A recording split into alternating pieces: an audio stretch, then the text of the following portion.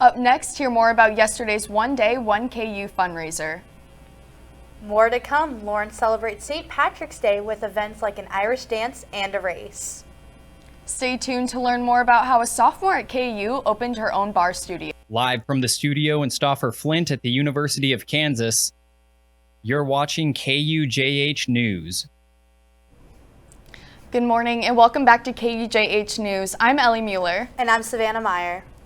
A fatal shooting near the Lawrence Library has left one person dead. Police are investigating the incident, which occurred in downtown Lawrence on Wednesday evening. Witnesses reported hearing gunshots after an altercation between two individuals, leading to the victim's death. The suspect, who has been identified as Nicholas Beaver, is now in custody. This marks the second fatal shooting in Lawrence within 2 days after 18-year-old Davin Gregory Kerr was shot by Dawson Edward Payne in the 2900 block of Crestline Drive Tuesday night. Police are searching for 21-year-old Dawson Payne in connection with the shooting. If you have information on either of these events, authorities are urging people to come forward and call 911 or Crime Stoppers of Lawrence at 785-843-TIPS. Kansas became the latest state to receive naloxone vending machines through the DCCA, a nonprofit organization that provides safety and health resources to communities upon request. Along with the vending machines, the Lawrence community has made an effort to make naloxone more accessible. Naloxone, also known as Narcan, is an antidote and reversal agent to opioid drugs. It is commonly administered through being sprayed into the nasal cavity or directly injected into the bloodstream. Developing, Caring, Committed to Action Chief Community-Based Services Officer Chrissy Mayer shares the impact of the recently implemented vending machines. The naloxone is free in the vending machine, so all folks have to do is enter their zip code, and then it will dispense free product for them. The beauty of these machines is they're available 24/7. That's why we placed them outside. So it was really important for us that people could get them anytime, anywhere. According to Chrissy, if you have ever used a nasal spray, you can safely administer Narcan by simply peeling, placing, and pressing this life-saving antidote onto an individual experiencing an overdose. You can save a life in 2 to 3 minutes. The University of Kansas also announced that all public safety officials will be carrying Narcan to reverse the effects of potential overdoses on campus. Several organizations on campus have added naloxone to their first aid kits. Grace Vivak, a member of the Greek life community, appreciates the safety measures her chapter has taken. Just knowing it's there is just kind of a relief, and just knowing that you can keep yourself safe and others safe, and just making sure that we're well prepared for not only our sisters in the house, but as well as just other people in the community that might need it as well.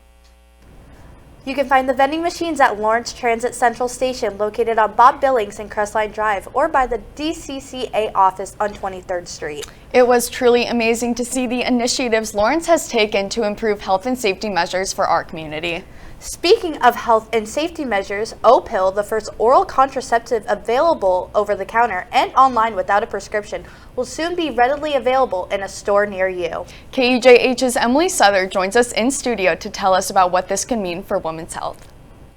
Ellie and Savannah, O-Pill is creating a significant shift in how women will make their choices about their reproductive health, and will certainly impact the local and national community. O-Pill was first approved by the FDA in July of 2023 and is the first daily oral contraceptive to be sold without a prescription in the U.S. Those who are looking to buy O-Pill can expect a 1-month supply to cost $19.99 and a 3-month supply will cost $49.99. O-Pill will be sold at Walgreens and CVS pharmacies starting this month. O-Pill may change the way people access their daily oral contraceptives. It should not affect pharmacies in a negative way in any sense, because there will be people who will still take traditional birth control pills. Pharmacies will still be selling lots of medications, and patients will still be paying for their O-Pill at the pharmacy.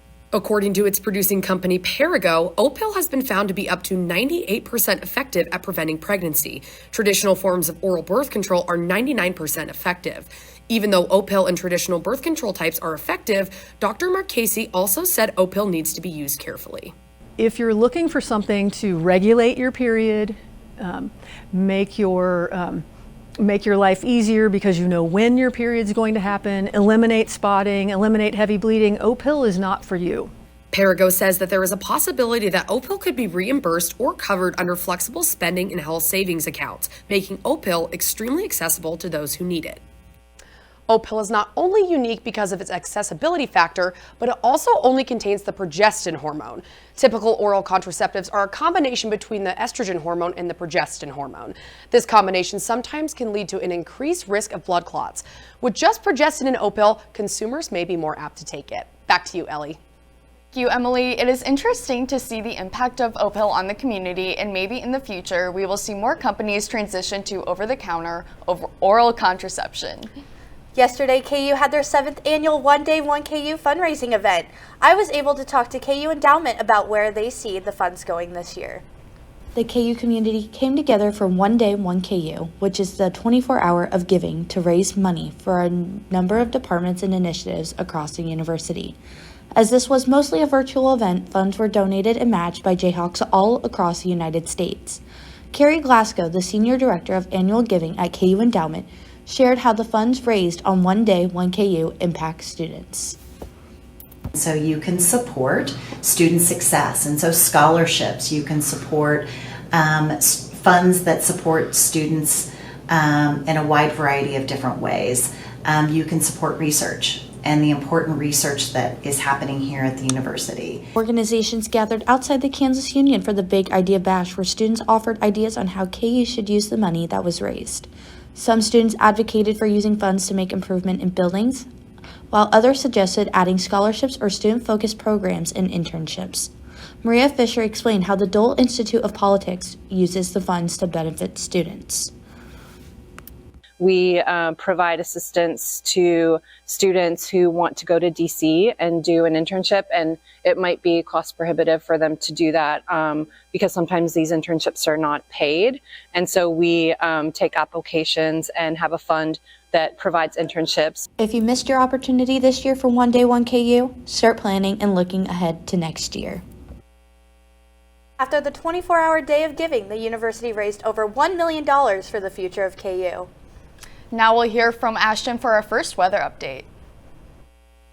Good morning, KU. We're taking a look at our live cameras across the area right now. We have our Manhattan camera, Topeka, Emporia, and then of course our Lawrence camera as these rain clouds begin to develop over our area for today, giving us our next chances of rain for today, leading into tonight and carrying with us for tomorrow as well. This is a look at our satellite and radar. As you can see, just lots of overcast sky conditions for this morning, carrying with us into this afternoon. And like I said, this is going to bring us our chances of rain and somewhat chillier temperatures than we have been experiencing. Temperatures right now are in the 50s here in Lawrence, upper 40s for some of us, but overall though, we are hanging out in those lower 50s for today, and those winds are straight out of the east at about 8 to 10 miles per hour for most of us, so it's just going to be a light subtle wind out of the east today as our temperatures hang out in those mid 50s. This is a chance to take a look at our day planner and those rain chances. By 1 p.m. for any afternoon classes, you will definitely need that umbrella because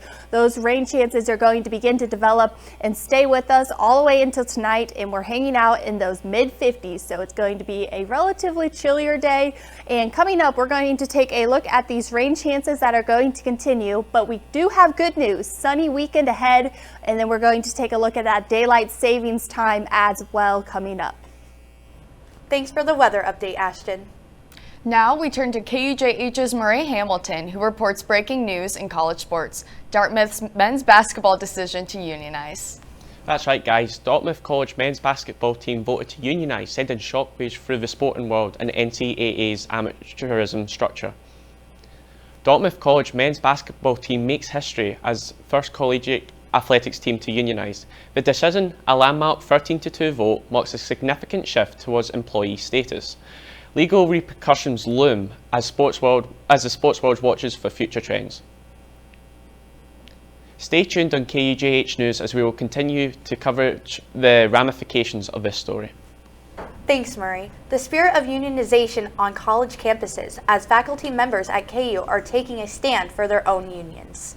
United Academics of the University of Kansas, or UAKU, is advocating for faculty rights and representation through their unionization. Their mission emphasizes unity, academic excellence, and the importance of faculty governance. Faculty, staff, and unions came together in a rally Tuesday, expressing their frustration in the Chancellor's delay in setting a union election date, which was initially filed for last September. KUJH's Grace Steensma was on the scene with union member and assistant teaching professor of the history, Jonathan Hagel.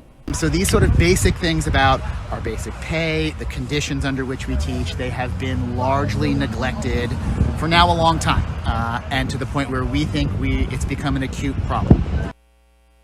To hear more from the rally and Professor Hagel, head to our Instagram at KUJHNews and stay tuned for updates on this ongoing campaign for the faculty union. We'll be right back. Coming up on KUJH, I got to check out an Irish ceilidh at the Lawrence Public Library.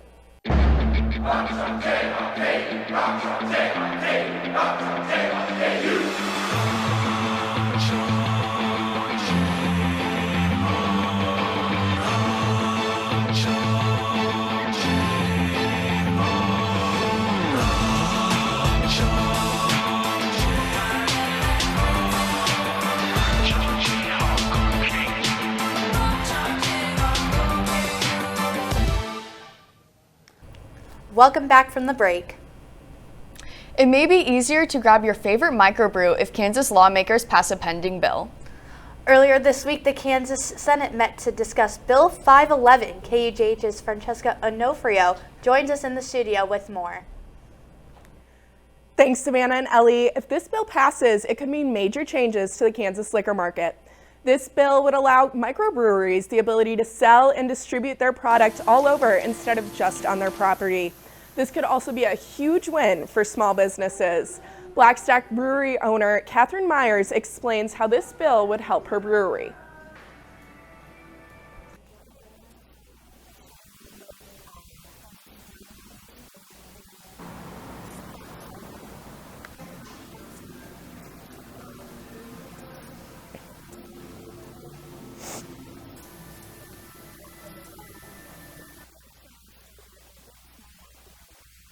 But others who also have a vested interest have their reservations.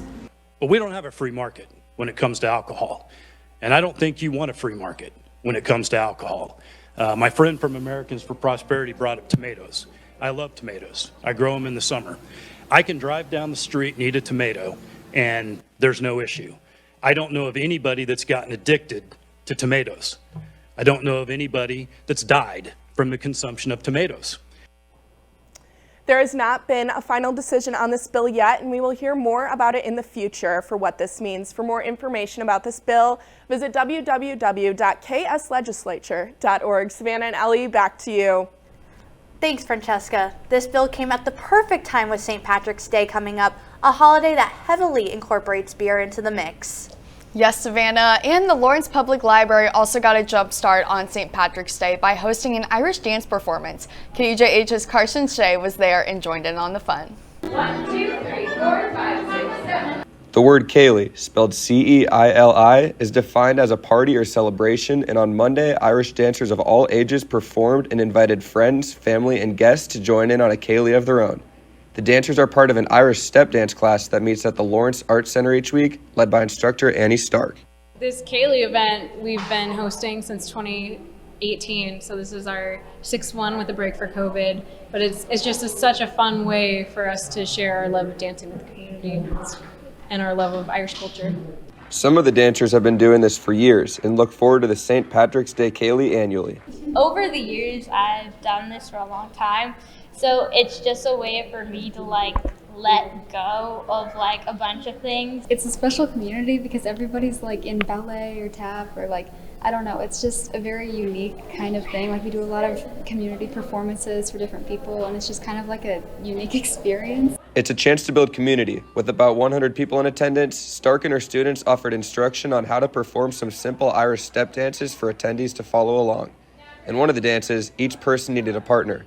One man didn't have one, so of course I took the opportunity to hop in and learn the Irish step dance for myself. 3, 5, 6. The event brought lots of dances, smiles, and good times. It was an awesome experience being able to watch and learn some of the Irish dance moves. Be sure to cheer on the dancers in the St. Patrick's Day Parade in downtown Lawrence next weekend. For KUJH News, I'm Carson Shea. Thank you, Carson. It looks like you had a lot of fun. Along with Irish dancing, Lawrence hosted their annual Shamrock Shuffle. Runners raced for gold this year at the Shamrock Shuffle, and some were quite lucky. KUJH reporter Francesca Onofrio joined competitors at the race.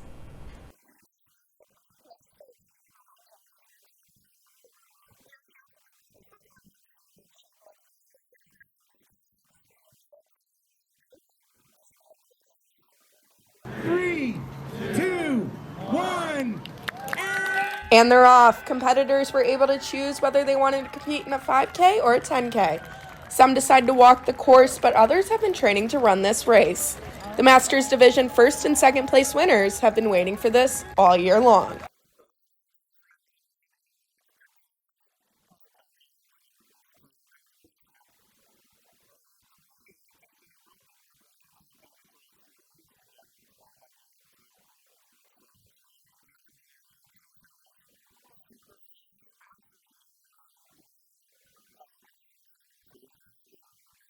This event couldn't have happened if it weren't for the volunteers that helped put it together.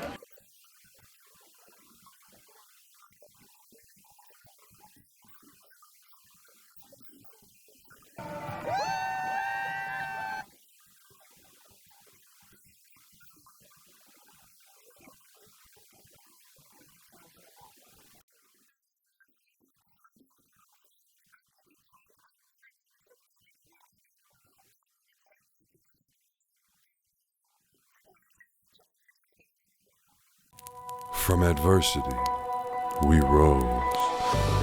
We made history and became pioneers, voyagers, champions, Jayhawks. And when our chant rises, haunting and hallowed, Jayhawks are telling the world what's near.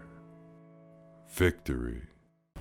Welcome back, KU. We're taking a look at our daylight savings time. This is our reminder that on Sunday, this Sunday, March 10th at 2 a.m., all of our clocks are going to spring forward an hour. So we are going to be losing an hour of sleep or time there on Sunday evening. Just be mindful of that. But the good news is that even though we're losing this hour of sleep, we are getting longer sunsets as we head into next week. So next week, sunsets are going to be near the 7 p.m. mark. But before we get there, let's take a look at our temperatures right now. In the 50s for most of us, 40s further up north towards that Nebraska and Omaha area. Overall, though, all of us are going to be experiencing these rain chances for today. It's going to be a rainy, cloudy afternoon. Temperatures at 56 degrees, mostly raining. These rain chances are going to begin to develop by about noon and carry with us into tonight as well, with winds straight out of the east up to 9 miles per hour. So it's going to be a light breeze, but the main talk of this forecast will be the rain for sure, because this is going to carry with us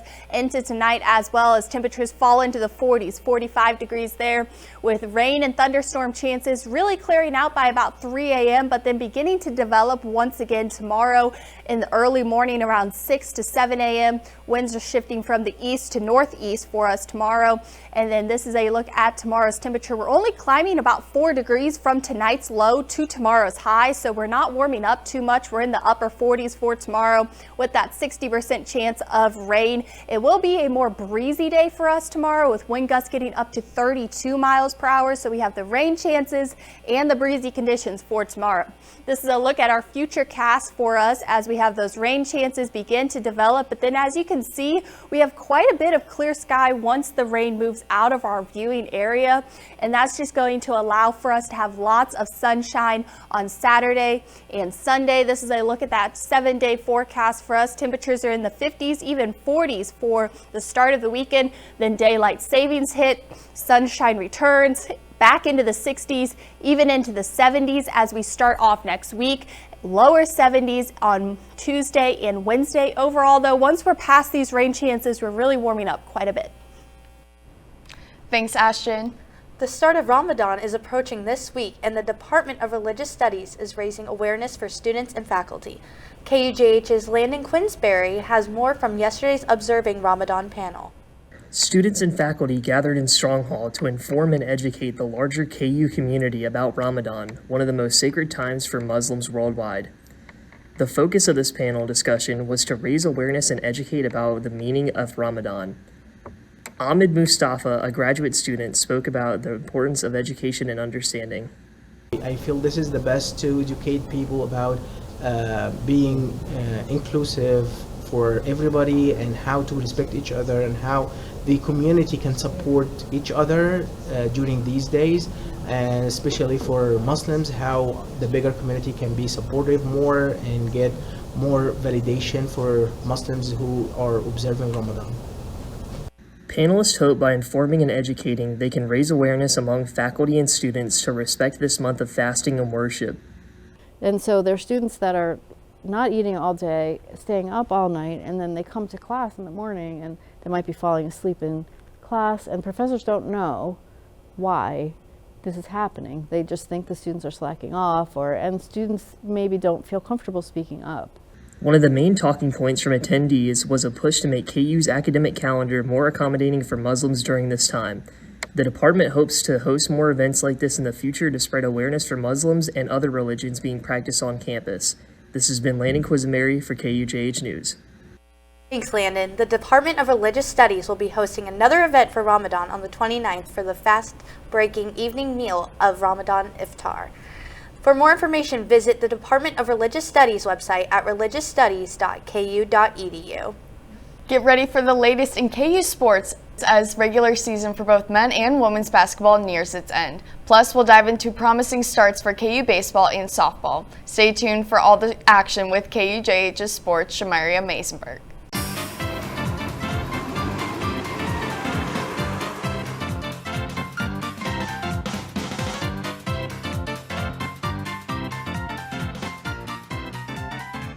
Missed the bus again? Yeah. You should download My Bus Lawrence. You can see when buses are arriving here, and you can also see where the buses are in Lawrence. Wow, okay. Download the My Bus Lawrence app today. Welcome back to KUJH Sports. I'm Shamaria Massenberg. It is officially March, so it's only right we start off with talking some hoops. Our women's basketball team came out on top this past Saturday after beating the number 19 ranked Oklahoma Sooners on senior night. Seniors Zakiya Franklin, Tiana Jackson, Holly Kurtzgitter, Yvette Mayberry, and Ryan Cobbins were honored for their contributions. The Lady Hawks finished the regular season with a record of 13-1 at home and have recorded the highest single season average since 2008. Up next for the Jayhawks is the Big 12 tournament. KUJH's Jordan Ziegler is outside of Allen Fieldhouse to tell us just how important this tournament is for the team. That's right, Shamaria. March Madness is right around the corner. The Kansas women's basketball team starts their run through the Big 12 Conference tournament Friday night against BYU, which will be played at the T-Mobile Center for the first time in its history. The Jayhawks come into the Big 12 tournament as the 7 seed and are currently projected as a 9 seed in the Portland region. After losing in the first round of the Big 12 tournament last year and missing out on March Madness because of it, the Jayhawks will likely need a win over BYU in order to secure their spot in the Big Dance. A loss on Friday night would certainly make for a very anxious Selection Sunday. Back to you, Shamaria. As for the men's team, the Jayhawks have played 2 games since our last show. Last Saturday, the Jayhawks traveled to Waco to take on the Baylor Bears. The road woes continued for Kansas as they fell to the Bears 82-74. Hunter Dickinson led the way for the Jayhawks offensively with 20 points. The Jayhawks had a chance to get back on track Tuesday night as they were seeking revenge against our rivals, Kansas State. The Jayhawks got their revenge and then some as they won by a final score of 90-68. Kevin McCullough led the Jayhawks in scoring with 19 points and Hunter Dickinson pulled down with 20 rebounds. But the brightest spot in the game was the performance of Nick Timberlake. He finished with 18 points, including 4 3-pointers. The Jayhawks are desperate for production off the bench, so hopefully Timberlake can continue playing at that level as the Jayhawks approach postseason play. The regular season finale for the men's team is on Saturday as they travel to Houston to take on the first-ranked Cougars. The Jayhawks won the first matchup between these two, 78-65, but playing on the road has been very tough for the Jayhawks, so Saturday is sure to be an exciting game. Up next, I'm going to bring you guys with me to the Ambler Student Rec Center to see as I step onto the court and into the heart of competition as we explore KU's Rec Center Basketball League. Tip-off, scoreboards, fans, and referees are the typical combination of a basketball tournament. I actually chose to be a referee here at KU Intramuros because I actually referee high school basketball, and I actually referee with John Randall, who's the program director for the program. The Ambler Student Rec Center hosts their own NCAA tournament each year, and things can get pretty intense. Players can sign up to coach, play with the team, or individually as a free agent. We had a hell of a performance today. Tough outcome. What can I say? Word for us was floor spacing. They didn't really play help defense, which helped us out a lot because we got shooters on the floor, so we were able to move the ball fast around the perimeter. If you think you have what it takes, there's still time to sign up for the intramural NCAA tournament at recreation.ku.edu.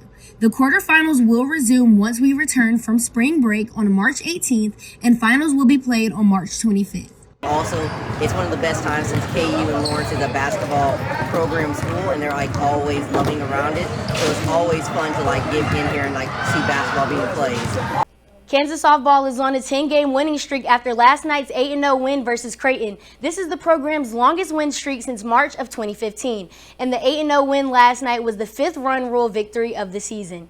Senior pitcher Casey Hamilton has thrown a 28 consecutive scoreless innings, and it was her 4th straight complete game shutout in the circle. The NCAA currently has Kansas softball ranked at 34 out of 307, and the Jayhawks look to keep the streak going as they take on UCF away this upcoming Friday. KU baseball played their first home games last weekend. It was a successful home opener for Coach Fitzgerald's squad as they swept Texas Southern in a 4-game series, moving their record to 7-4 on the season. Senior catcher Jake English has been leading this team both offensively and defensively. Through 11 games, English leads the Big 12 in multiple categories. He leads in home runs with 6 slugging percentage at .970, and he has thrown out the most runners for any catcher in the conference with 6 runners caught stealing so far. The Jayhawks are back at Hoagland Ballpark this weekend for the conference opener against a really tough opponent. KUJH's Brock Niemeyer has more on what's in store for the Jayhawks this weekend. Ballpark this weekend versus the 3rd-ranked team in the country, the TCU Horned Frogs. The Horned Frogs are one of only 5 teams remaining in Division I college baseball who are undefeated. Their record is 13-0. This record is validated by wins against Arizona, Arizona State, and nationally ranked UCLA. The Horned Frogs' batting average collectively as a team is just under .330, which puts them in the top 20 in rankings for the country in this category. It's sure to be a tough test for the Jayhawks this weekend, but they look to ride some of the momentum they picked up last week against Texas Southern when they swept them. Back to you, Shamaria. Thanks, Brock. I can't wait to see the guys take on the Horned Frogs tomorrow. Coming up next, we find out how a second-generation Jayhawk opened her own bar studio and how a music therapist is using music skills to teach literacy. Stay with us. Coming up, KUJH, I have more on Sing and Rhyme Story Time from the Lawrence Public Library. Natural Ties, a club full of friendship, community, and fun, pairing individuals in the Lawrence community with disabilities to KU students, in efforts to foster meaningful connections that last a lifetime.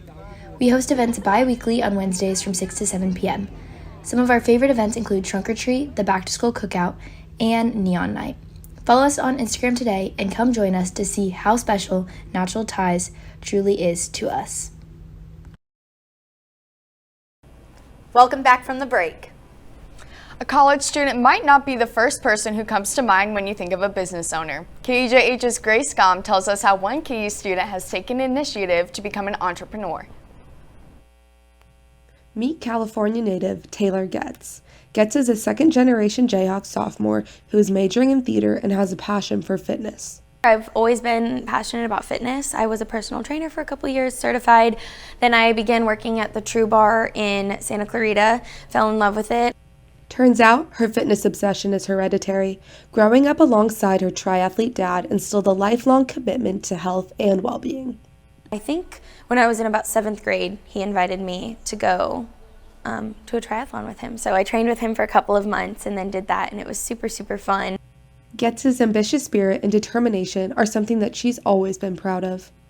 It's kind of a blessing and a curse. I think I'm always like go, go, go on it. That's one thing about coming from California and coming here is not everyone's like super into it all the time. It's a lot like slower paced living, which is great, and I need to like pull back a little bit sometimes.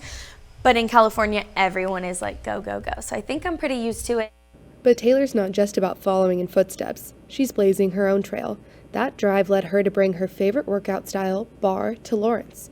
In February, she launched True Bar, her very own studio to connect her community and passions. Grace Gom for KUJH News.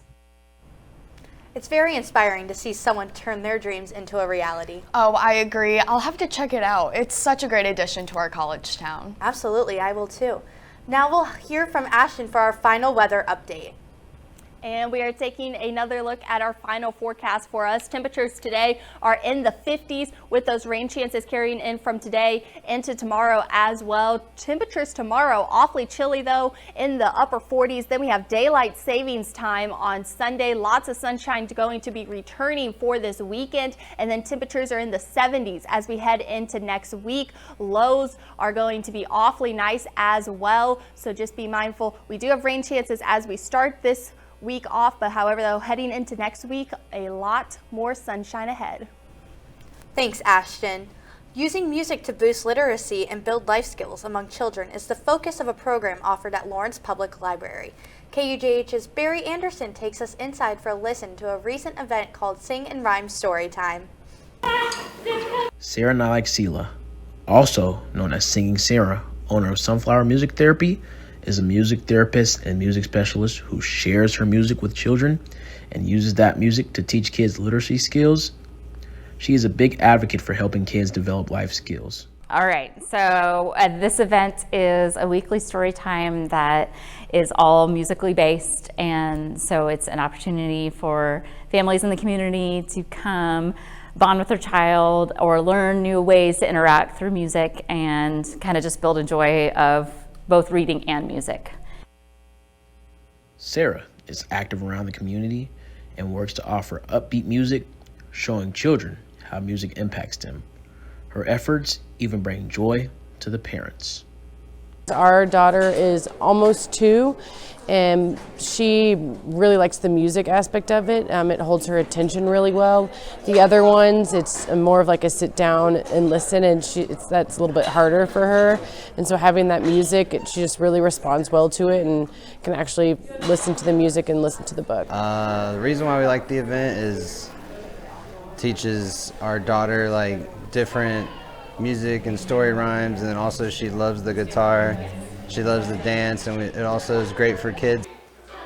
Her mission is to make sure children learn social skills, gain emotional intelligence, and enjoy doing it. For KUJH News, I'm Barry Anderson. Thanks, Barry. For more information about Sarah and her work, you can go to sunflowermusictherapy.com.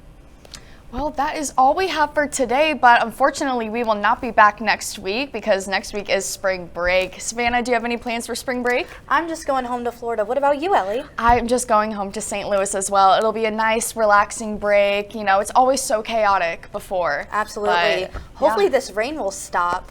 No, oh my gosh, yeah, we were not expecting this. No. I know Ashton, she reported that we would not have rain as of right now, but it is currently pouring outside. Yeah. So. I'm not ready to walk home in that. Oh, you and me both. Well, that's all we have for you today. Make sure to tune in after spring break as we explore a new City of Lawrence app where you can request maintenance services.